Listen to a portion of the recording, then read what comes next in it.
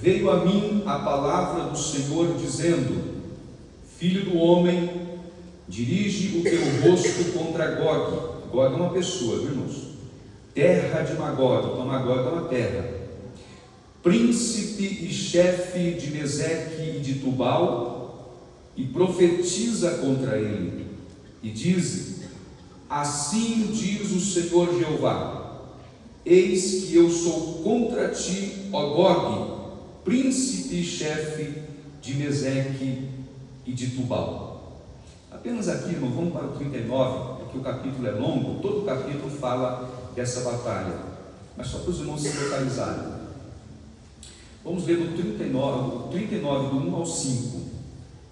Tu, pois, ó filho do homem, profetiza ainda contra Gog e diz: Assim diz o Senhor Jeová: Eis que eu sou contra ti, ó Gog, príncipe e chefe de Meseque e de Tubal.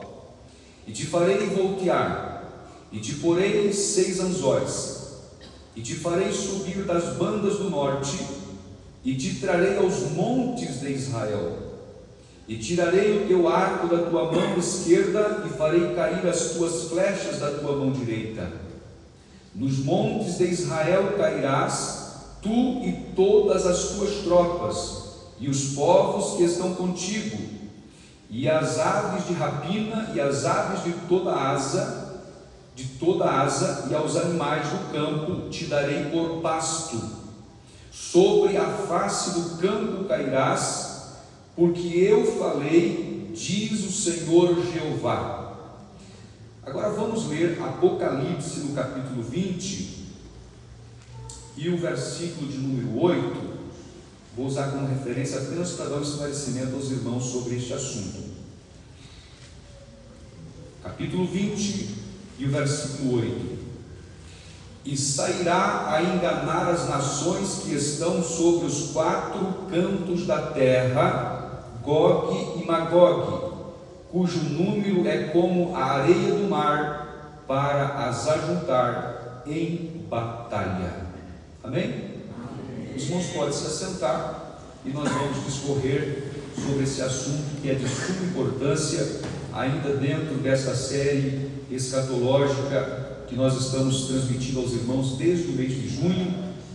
Já estamos na reta final, porque estamos resumindo a matéria muito longa, daria para falar um ano inteiro, assuntos mais aprofundados, mais detalhados, mas eu acredito que lá no mês de setembro, pelo menos no domingo de setembro, vai dar para a gente concluir o que nós estamos falando, ou pelo menos mais duas pregações sobre este assunto. O próximo vai ser sobre o milênio e juízo final, que é o trono branco, e depois novos céus e nova terra. Glória a Deus. Irmãos, por que eu estou trazendo esse assunto para os irmãos?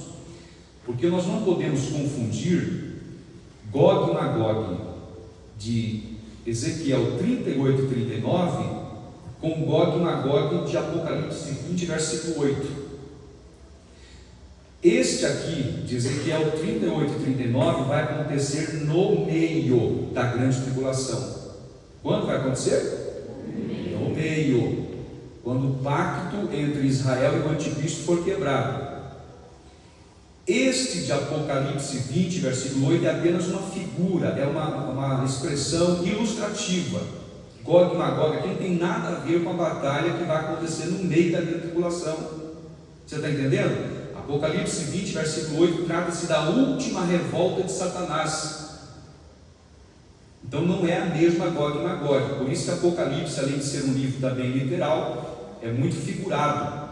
Tem muitos assuntos ali que são figurados, são ilustrativos. É apenas para você entender de forma figurada. Então não se trata ali da mesma batalha, apesar de usar o mesmo nome, Gog e Magog. Então é para esclarecimento dos irmãos, para que quando você ler a Bíblia, você já vai entender que não se trata da mesma batalha. Por exemplo, eu vou só aqui passar alguns esclarecimentos para os irmãos entenderem a diferença. Eu aconselho você a ler depois em casa Ezequiel 38 na sua totalidade e Ezequiel 39 na sua totalidade. Por exemplo, essa Gog e Magog de Ezequiel 38 e 39 vai ser uma guerra de 10 nações. bloco de 10 nações.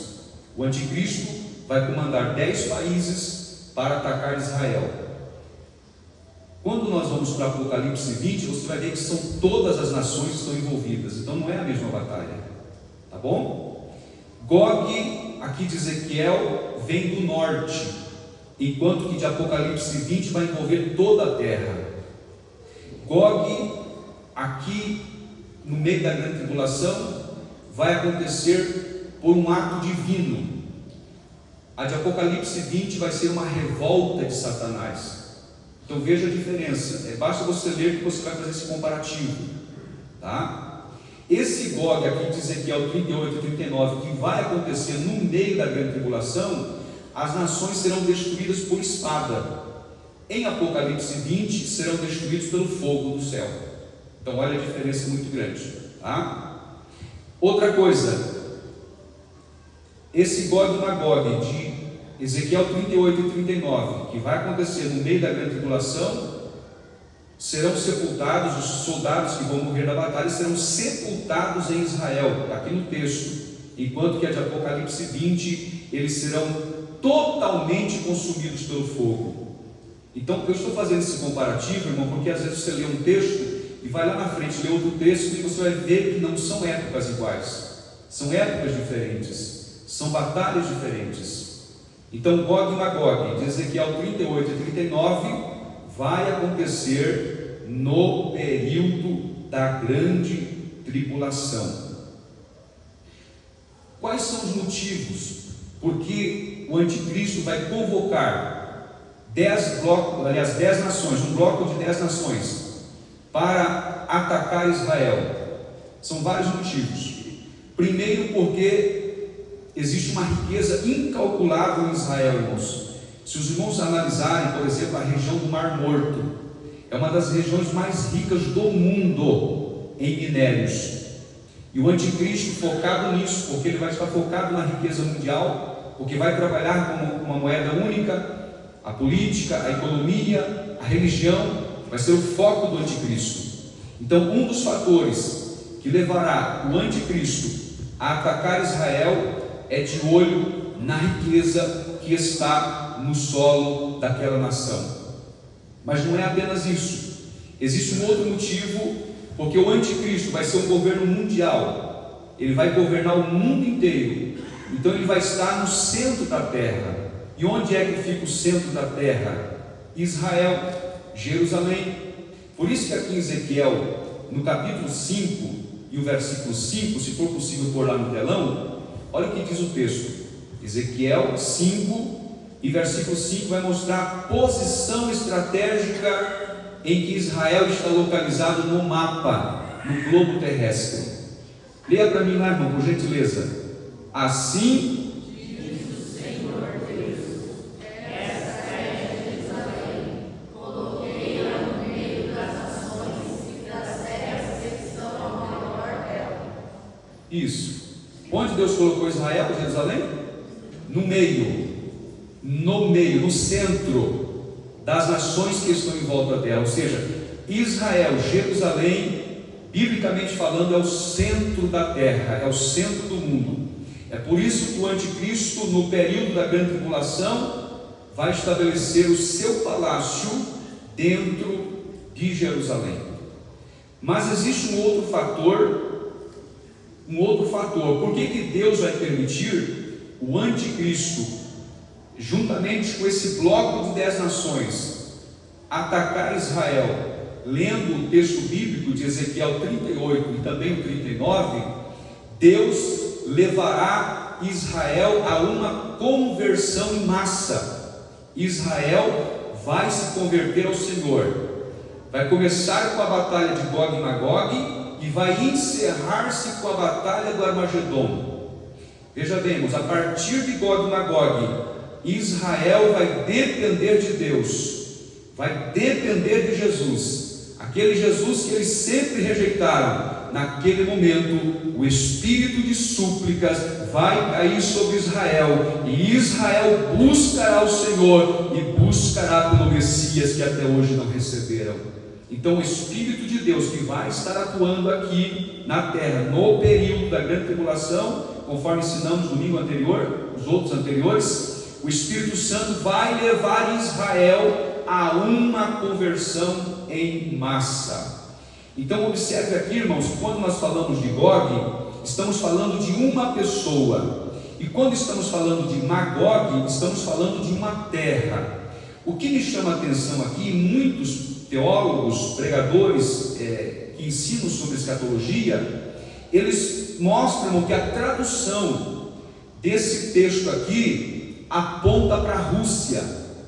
Veja bem, Ezequiel 38, versículo 2, fala de Magog, terra de Magog, que a tradução brasileira coloca Meseque e Tubal, mas a palavra Meseque, transliterado do hebraico, significa príncipe de Rosh, e a palavra Rosh aponta para a Rússia. Por isso que os teólogos da nossa linha de pensamento pré-tribulacionista acredita sim que a Rússia vai encabeçar esse bloco de 10 nações que vai ser comandado pelo anticristo. Então estou falando da Rússia, viu, irmãos? Príncipe de Rosh. A tradução brasileira emprega essa palavra e nós não temos dúvida do que estamos falando. Então a Rússia vai comandar esse bloco de nações para invadir Israel no período da grande tribulação. Eu vou ler aqui o capítulo 39, eu vou ler o 4 e o 5. Foi lido aqui, mas eu vou repetir. Nos montes de Israel cairás. Está falando da batalha de Gog e Magog. Tu e todas as tuas tropas, e os povos que estão contigo, e as aves de rapina de toda espécie, e aos animais do campo, te darei por comida. Sobre a face do campo cairás, porque eu o falei, diz o Senhor Deus. Então haverá sim, irmãos, uma ação sobrenatural de Deus sobre a nação de Israel, porque Israel, apesar de ter rejeitado o Messias, ela é uma nação escolhida por Deus. Israel é uma nação escolhida por Deus, só que eles terão que passar pelo período da grande tribulação para poder receber o Messias. Olha que coisa interessante, irmãos. Jesus veio para o que era seu e os seus não receberam. O povo de Israel, quando Jesus veio, não receberam. Quem foi que recebeu? A igreja. A igreja recebeu o Messias. E sabe qual é a recompensa que Deus dará para a igreja por ter recebido o Messias? Vai livrar a igreja da grande tribulação que há de vir sobre todo o mundo. Israel vai ter que passar para que possa se converter e reconhecer que Yeshua é a Mashiach, Jesus é o Messias que virá para salvar o povo de Israel. Glória a Deus, glória a Deus. Então haverá sim uma ação sobrenatural de Deus, conforme nós vemos aqui em Ezequiel 38, versículos de número 19 e 20. Glória a Deus. Porque disse no meu zelo, no fogo do meu furor, que certamente naquele dia haverá grande temor sobre a terra de Israel, de tal modo que tremerão diante da minha face os peixes do mar, e as aves do céu, e os animais do campo, e todos os répteis que se arrastam sobre a terra, e todos os homens que estão sobre a face da terra, e os montes serão deitados abaixo, e os precipícios se desfarão, e todos os muros desabarão por terra. Por que vai acontecer isso no momento em que houver a batalha de Gog e Magog? Porque nesse momento, irmãos, vai estar acontecendo, por exemplo, a abertura dos selos, vai estar acontecendo o toque das trombetas, e vai estar acontecendo também o derramar das taças da ira de Deus. Então por isso que vai acontecer grandes catástrofes no mundo, e o anticristo aqui na terra batalhando contra a nação de Israel. São flagelos sobrenaturais que virão para atingir os inimigos da nação de Israel. Por mais que Israel vai estar passando, enfrentando essa batalha, mas o Deus dos céus não vai desamparar a nação de Israel, viu, irmãos? Assim como Deus não desampara a sua igreja, porque a igreja foi comprada, remida, lavada no sangue de Jesus, a nação de Israel também é uma nação santa, foram escolhidos para ser sacerdócio de Deus. É por isso que Deus tem promessa de livramento para Israel no final da grande tribulação. Glória a Deus.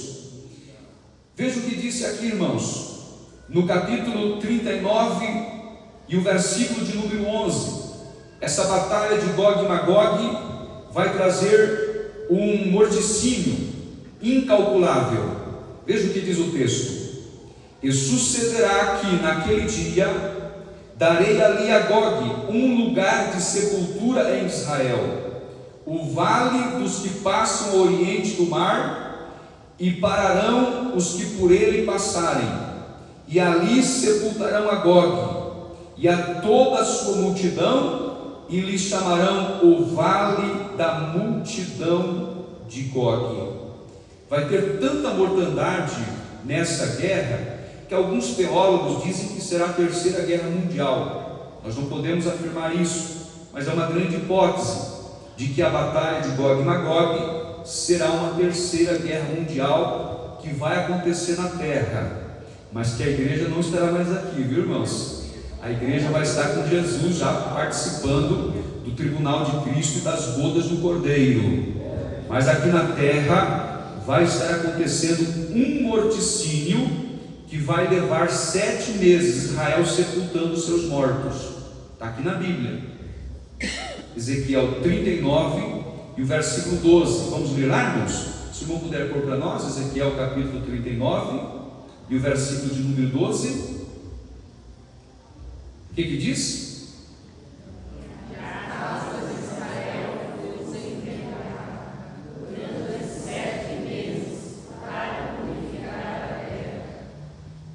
Olha só, quanto tempo vai demorar para sepultar os mortos? Imagina, irmãos, a nação de Israel toda envolvida no sepultamento desses mortos, desta batalha de Gog e Magog, 7 meses, todos terão que ser sepultados. É uma forma de purificar a terra de Israel. Então imagine os senhores que será uma mortandade muito grande. É por isso que a Bíblia fala, e morreu uma terça parte da terra, e morreu uma, entendeu? Então vai mostrando a quantidade de mortos que será muito grande. Agora preste atenção, irmãos, porque alguns teólogos e alguns pregadores, ao não analisarem profundamente a Bíblia Sagrada, confundem a batalha de Gog e Magog com a batalha do Armagedon. A batalha do Armagedon vai acontecer depois desta, vai acontecer no final da grande tribulação, enquanto que a batalha de Gog e Magog acontecerá no meio. Veja bem, a Bíblia diz que o mal virá do norte. Eu estava procurando no mapa quais são as nações que estão ao norte de Israel: Turquia, Síria, Irã, aí tem lá a Mesopotâmia, né? A antiga Mesopotâmia, que é o Iraque, Irã. Mas eu lendo o livro do profeta Jeremias, capítulo 6 e 22, ele também fala sobre isso, e ele fala que o mal virá do extremo norte. E aí, em conexão com esse texto que eu li, o extremo norte é exatamente a Rússia. Então, só corroborando aqui os irmãos que o mal virá do extremo norte para atacar Israel nesta batalha, que é a batalha de Gog e Magog. Então, resumindo, Gog e Magog, que é a Rússia, comandado pelo anticristo, um bloco de 10 nações, vão invadir Israel por permissão divina, viu, irmãos? Porque nada acontece nessa terra se não for por permissão divina. É Deus permitindo isso acontecer na nação de Israel, porque Deus tem plano de salvação para este povo. É por isso que muitas vezes Deus permite uma batalha para nós, é porque Deus quer dar um grande livramento. é porque Deus quer salvar, é porque Deus quer curar, é porque Deus quer nos moldar de acordo com a sua soberana vontade. O mal virá do extremo norte. A tentativa do anticristo com Gog e Magog será eliminar Israel do mapa, porque isso já vem de muito tempo, irmãos. O diabo sabe que todas as profecias de Deus com relação ao futuro estão apontando para Israel. Os irmãos se lembram que nós pregamos aqui sobre a figueira, olharem para a figueira apontando para Israel, e o diabo sabe disso. Portanto, ele fará de tudo para matar Israel. Vai matar muita gente se tornarão mártires, que depois vão ressuscitar no finalzinho da grande tribulação, mas a maioria deles vão escapar por Edom, por Moabe, lá na região da Jordânia, onde está a cidade de Petra. Tem um esconderijo lá, no que Deus já preparou para a nação de Israel escapar por lá, e aqueles que conseguirem se escapar vão se render ao Deus dos céus e vão receber Jesus como seu Salvador. Vai haver uma conversão em massa. Quem é que faz isso se não é o Espírito Santo de Deus? Glória ao nome do Senhor. Então haverá uma intervenção divina, o Senhor Deus salvará Israel, as nações vão reconhecer, o próprio Israel vai reconhecer que é Deus quem está pelejando por eles, que é Deus quem governa todas as coisas. Oh, aleluia! Ezequiel 39, 21 e 22, eu vou ler aqui para os irmãos. Manifestarei a minha glória entre as nações, e todas as nações verão o meu juízo, que eu tiver executado, e a minha mão, que sobre elas tiver descarregado, desse dia em diante. Os da casa de Israel saberão que eu sou o Senhor seu Deus.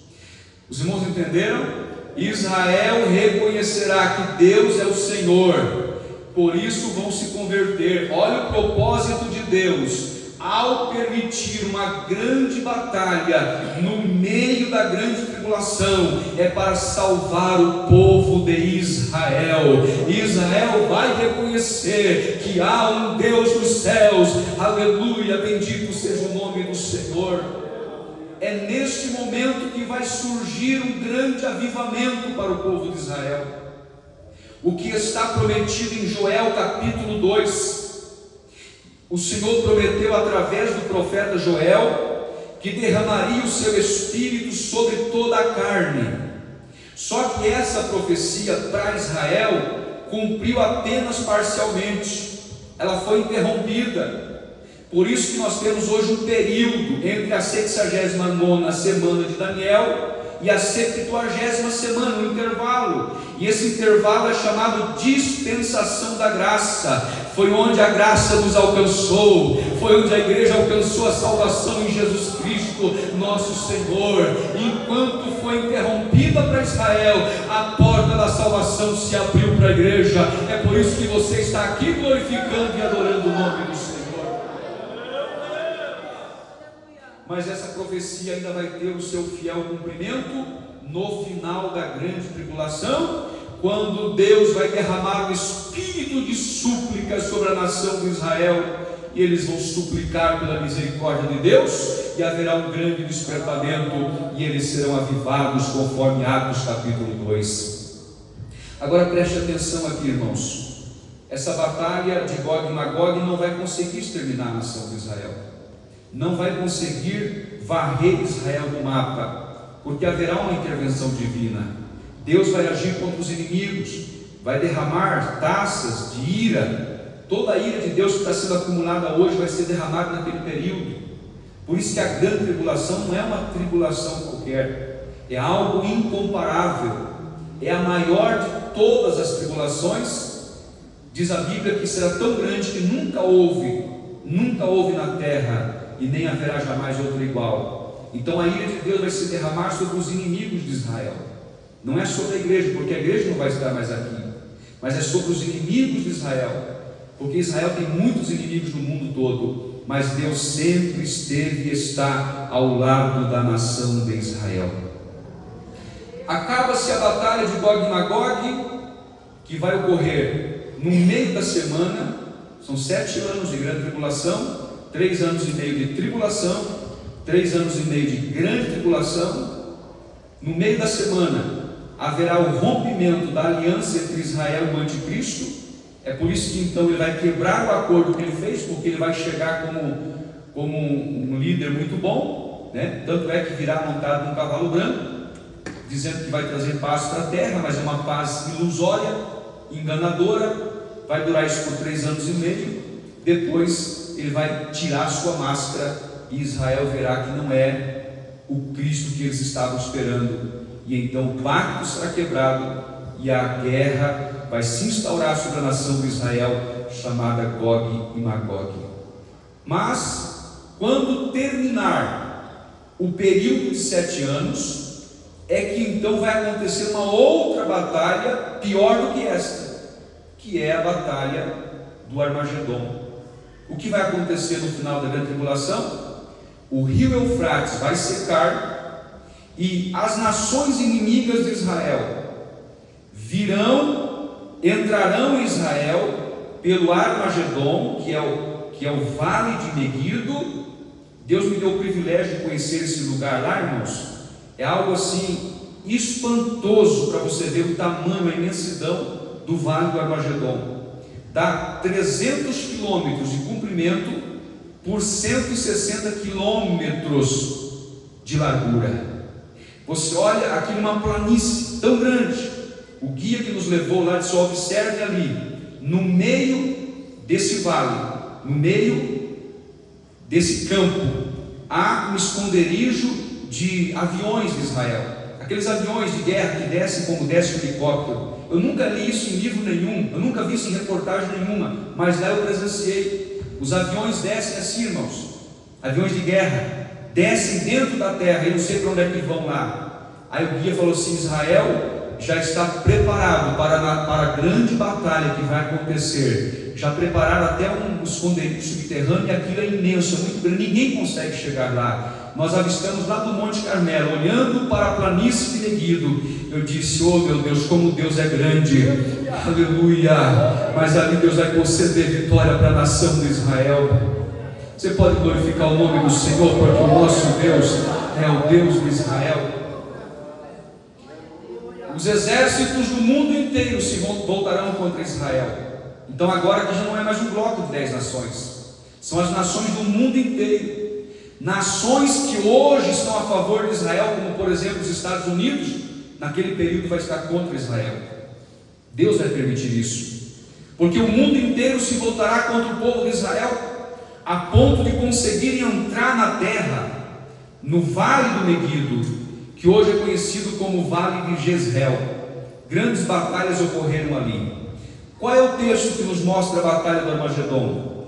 Zacarias 14, do 1 ao 8, e Apocalipse 16, 13, 14 e 16. Toda vez que você ler Zacarias capítulo 14, você vai ler a batalha do Armagedon.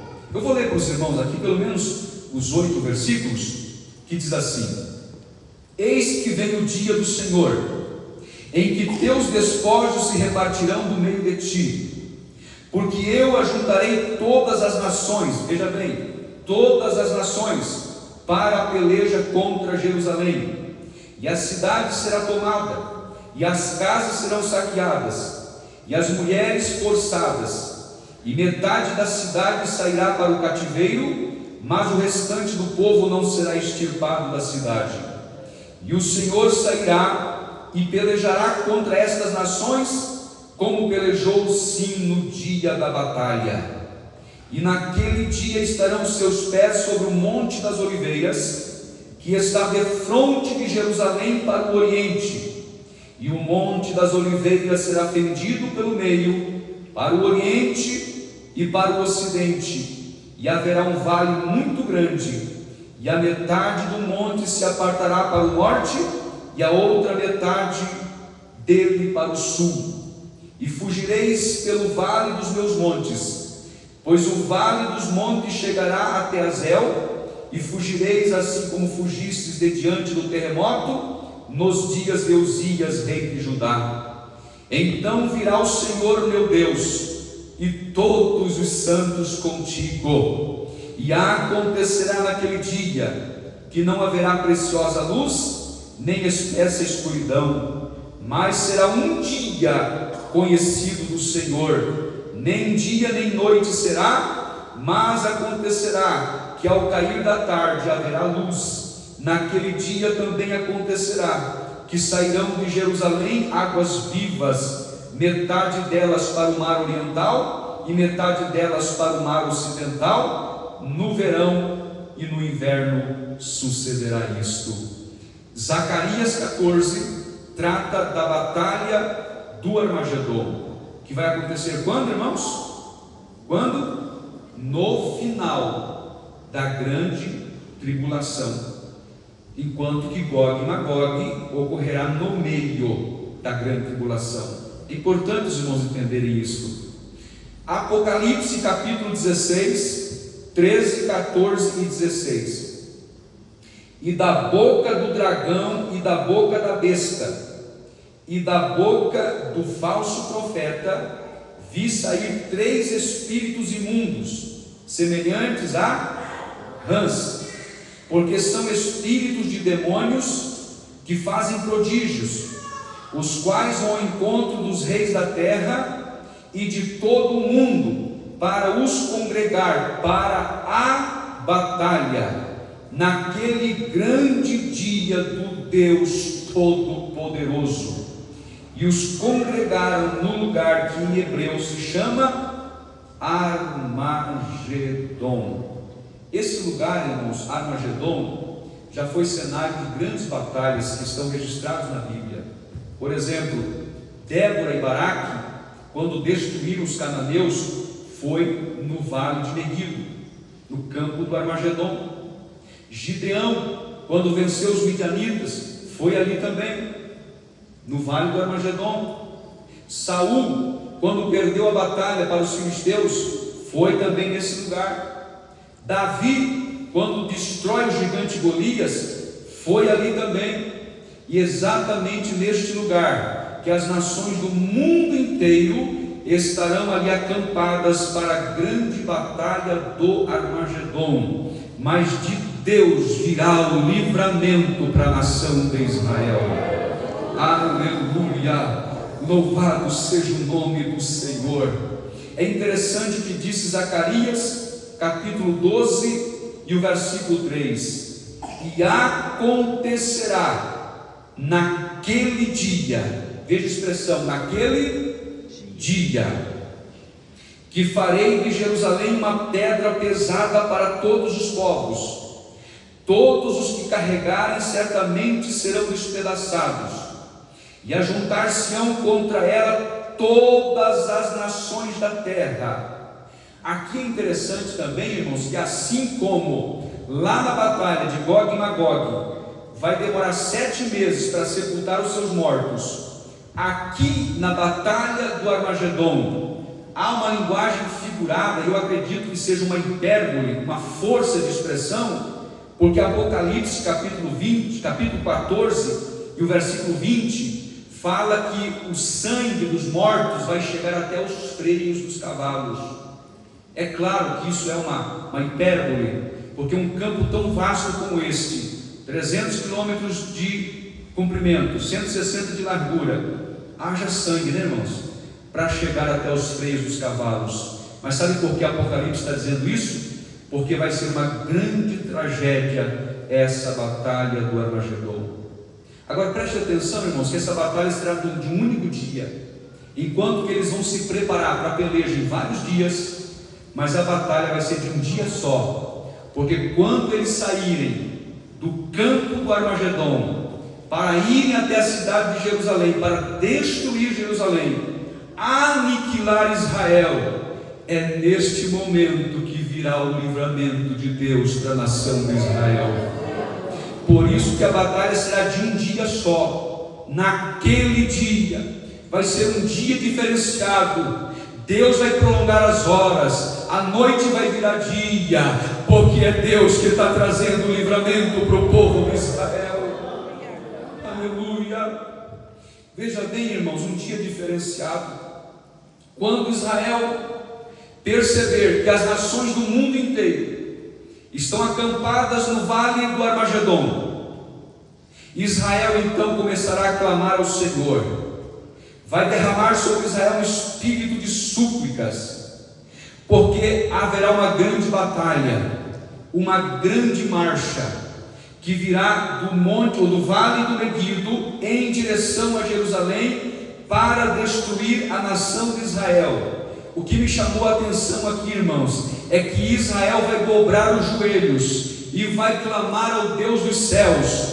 No momento em que eles clamarem ao Deus dos céus, diz a Bíblia aqui em Apocalipse 19, versículo 11, que os céus vai se abrir exatamente nesta hora. Isso aqui não é filme de ficção não, viu, irmãos? Israel vai clamar por Deus, vai buscar livramento de Deus, e nesta hora vai aparecer no céu, Apocalipse 19, versículo 11, um cavalo branco, e o seu cavaleiro virá sendo fiel e verdadeiro, para trazer livramento para a nação de Israel.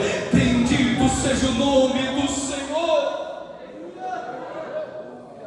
Olha o que diz Apocalipse 19, versículo 11: e vi o céu aberto, e eis um cavalo branco, e o que estava sentado sobre ele chama-se Fiel e Verdadeiro, com iniciais maiúsculas, fiel e verdadeiro, e julga e peleja com justiça. Irmão, isso aqui abrilhanta as páginas do livro de Apocalipse. Isso aqui alegra o meu coração, porque quando parece que não há saída, os céus se abrem e de Deus vem o livramento para o seu povo. Quantos acreditam, levante a mão e glorifique o nome do Senhor. Nesse momento João vê o céu aberto, e não é só João quem vê não, irmãos, porque aqui está tratando da segunda fase, no final da grande tribulação.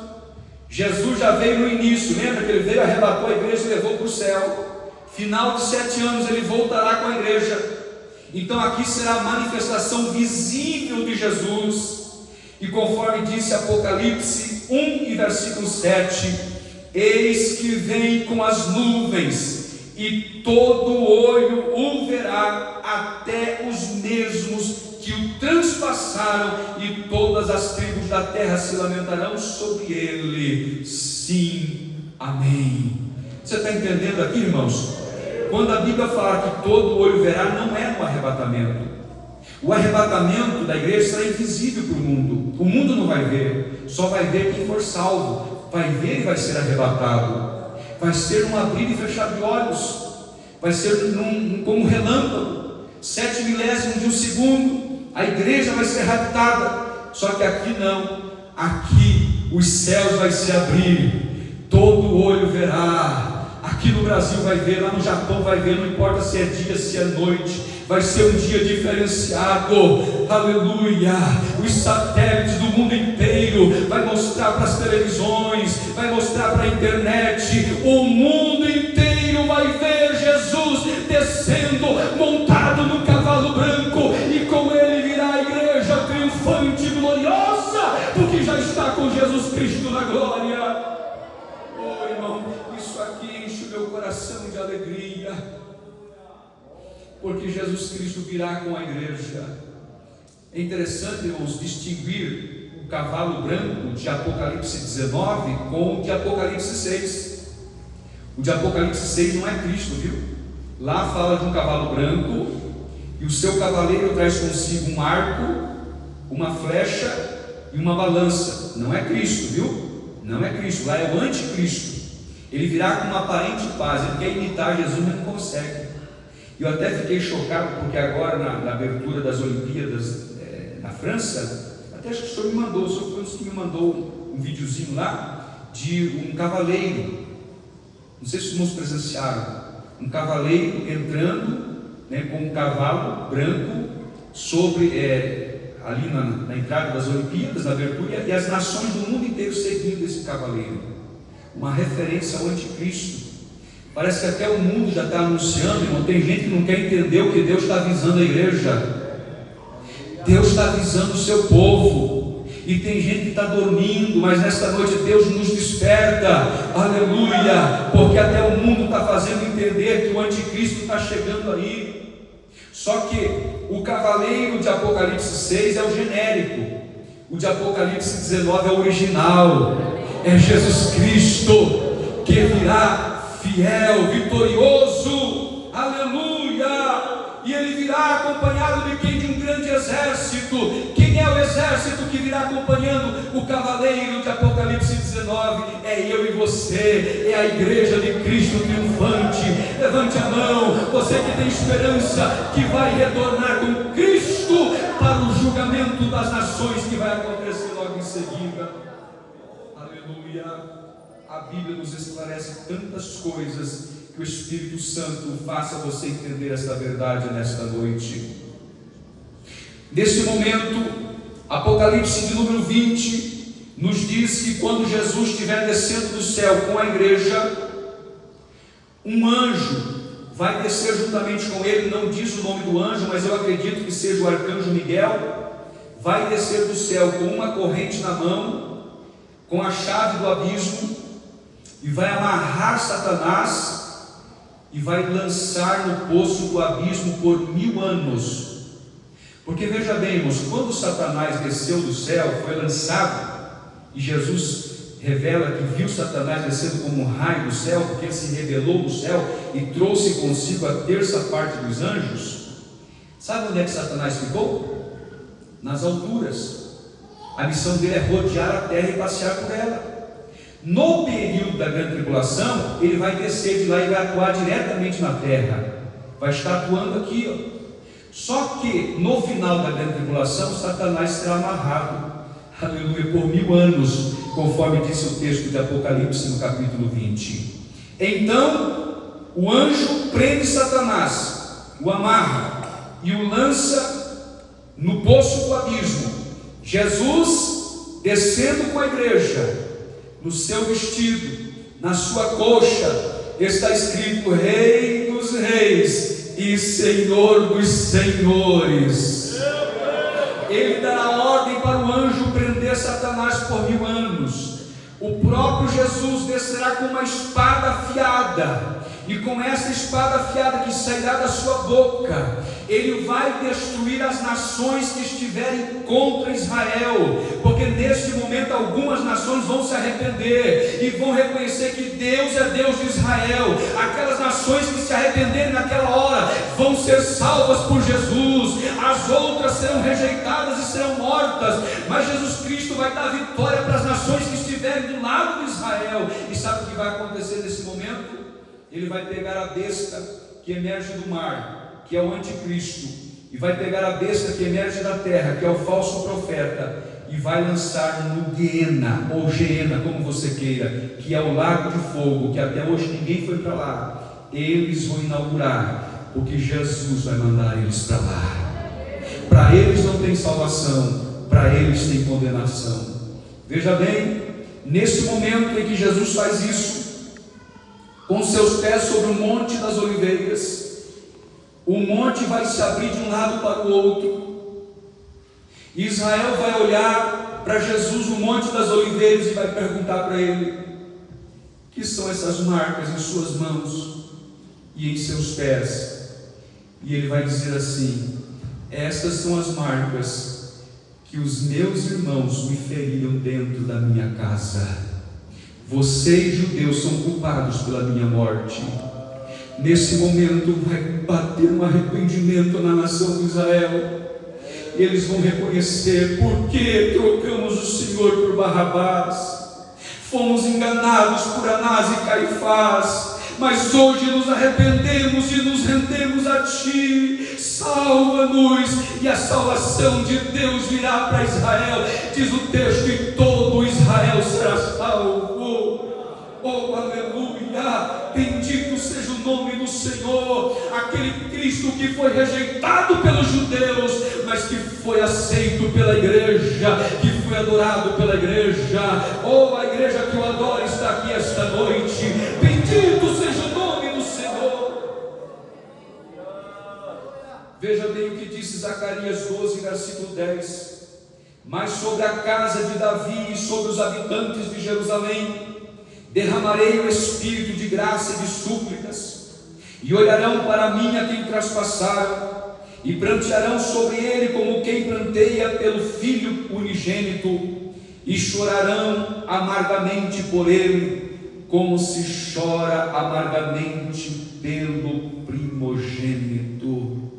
Nesse momento em que Israel estiver suplicando a Deus perdão, arrependidos, o Monte das Oliveiras vai abrir-se de um lado para o outro, para o norte e para o sul, e o povo de Israel que estavam escondidos na região sudeste da Jordânia vão poder passar por esse grande vale e entrar na cidade de Jerusalém.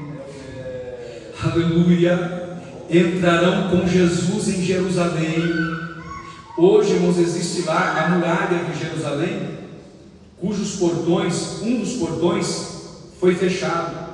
É chamado de portão dourado. Esse portão foi fechado no século XII por um sultão egípcio, que quando ele leu Ezequiel 43, versículo 1 a 5, ele leu esse texto e disse assim: o Deus de Israel passou por esta porta, o Salvador de Israel passará por essa porta também. Saladino disse assim: não, o Salvador não vai passar por aqui, vamos concretar essa porta. Eu vou ler aqui, Ezequiel 43, 1 a 5. Então o homem me levou à porta que olha para o oriente. Quando você vê o mapa, a figura, o mapa de Jerusalém, você vai ver ali dois portões lacrados. Na frente desse portão existe um cemitério, que é um cemitério muçulmano. Veja bem, irmãos, Saladino leu esse texto aqui, e eis que do caminho do oriente vinha a glória do Deus de Israel, a sua voz era como o ruído de muitas águas, e a terra resplandeceu por causa da sua glória. O aspecto da visão que tive era como da visão que eu tivera quando vim destruir a cidade, e eram as visões como a que tive junto ao rio Quebar, e me prostrei rosto em terra. A glória do Senhor entrou no templo pela porta que olha para o oriente. O Espírito me levantou e me levou ao átrio interior, e eis que a glória do Senhor enchia o templo. Quando Saladino leu esse texto, ele disse assim: não, Israel não vai ter esse privilégio, o Salvador de Israel não passará por essa porta, porque nós vamos lacrar essa porta.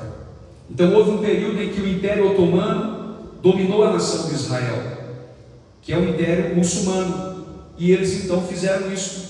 Mas quando Saladino estava fechando aquelas portas, ele não sabia que ele estava sendo usado por Deus, porque Deus revelou através de Ezequiel que quando o Filho do Homem vir para salvar Israel, aquela porta terá que estar fechada. Aleluia! Mas quando houver o grande terremoto, que o Monte das Oliveiras vai abrir, essa porta vai se abrir também, porque nada impedirá a entrada do Rei da Glória. Oh, aleluia! Ezequiel 44, versos 1 e 2. Então me fez voltar para o caminho da porta exterior do santuário, que olha para o oriente, a qual estava fechada, e disse-lhe o Senhor: esta porta permanecerá fechada, não se abrirá, ninguém entrará por ela, porque o Senhor, o Deus de Israel, entrou por ela, por isso permanecerá fechada. Saladino estava sendo usado por Deus, e ele não sabia, achou que estava fechando a porta para impedir a entrada do Rei da Glória, mas o Rei da Glória vai entrar por esta porta. Israel entrará por ela também, e a igreja vitoriosa também entrará para estar no milênio com Cristo, e entrará pelas portas de Jerusalém. Oh, bendito seja o nome do Senhor. Eu estava lendo esses textos aqui, irmãos, E eu entendi uma coisa: sempre que Deus quis salvar Israel, ou sempre que Deus salvou Israel, Deus sempre teve um caminho por terra. Por exemplo, para salvar Israel do domínio egípcio, quando estavam lá escravos 400 anos, Deus usou Moisés, abriu o mar vermelho, Israel passou a pé enxuto e foi salvo por Deus. Na batalha do Armagedon, quando Deus for salvar Israel, vai abrir um monte das oliveiras, igual abriu o mar vermelho, e Israel passará pelo vale e será salvo por Deus. Para Israel uma saída por terra, mas para a igreja uma saída para cima. Levante a tua cabeça esta noite. Há uma saída para cima. É para cima que nós vamos ser salvos. É de cima que virá o socorro da igreja. Bendito seja o nome do Senhor. Aleluia. Eu vou terminar aqui porque eu preciso orar. Então, só para os irmãos entenderem aqui, quando acaba a batalha do Armagedon, finalzinho da grande tribulação, o anticristo e o falso profeta são lançados no lago de fogo, onde vão inaugurar o Gêena. Satanás é amarrado por 1000 anos, bem no finalzinho da grande tribulação. Nesse momento vai acontecer o julgamento das nações. Pouco se fala sobre esse assunto, mas quando nós lemos Mateus 25, 31 e 46, onde fala que o Senhor vai separar os bodes das ovelhas. Tem gente que traz esse texto para a igreja, não tem nada a ver com a igreja, viu, irmão? Os bodes e as ovelhas, ali trata-se das nações que foram contra Israel e a favor de Israel. Jesus disse assim: toda vez que você trataste um desses pequeninos irmãos, a mim trataste. Irmãos aqui é o povo judeu. Jesus está falando dos seus irmãos. Toda vez que estive enfermo e foste me visitar, está falando de Israel. Estive preso e foste me ver, Israel, as nações que foram a favor de Israel. Então, as nações que foram contra Israel, bode, vai para a esquerda, condenados. As nações que forem a favor de Israel, ovelhas, para a direita, vão poder entrar no milênio também de forma natural. É por isso que no milênio vai ter nascimento, vai ter morte, porque o povo judeu vai entrar de forma natural, não a igreja, porque a igreja está com o corpo glorificado para reinar com Cristo 1000 anos. E além disso, os novos céus e nova terra que virão posteriormente. E é nesse momento, irmãos, que vai acontecer a ressurreição dos mártires, os que morreram na grande tribulação. É aqui que se encaixa a ressurreição deles.